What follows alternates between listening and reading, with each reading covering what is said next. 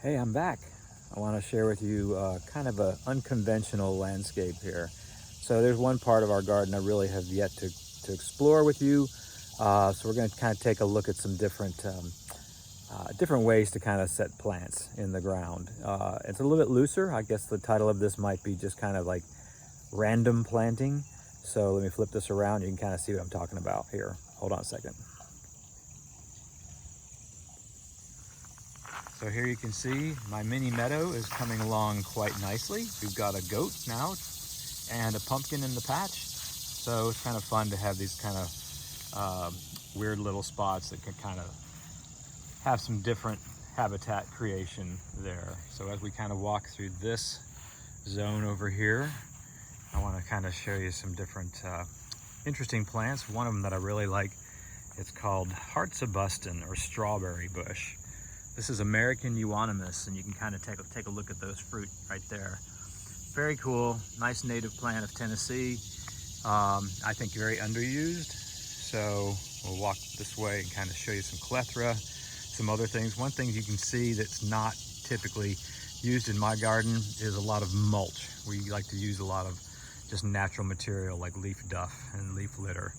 This is a great plant. This is why we've been kind of waiting to film this last spot. Till now, this is called Boltonia. It's kind of a tall aster. And something that's kind of fun to do with this plant is what we call the Chelsea chop.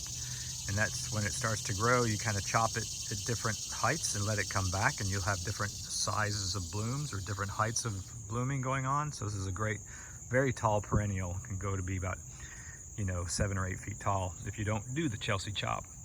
So kind of walking through this here, you can see our garden, our lawn is very, very loose with lots and lots of clover in it. Here you can see some Solomon seal, some blueberries, threadleaf blue star. There's our little critter right there.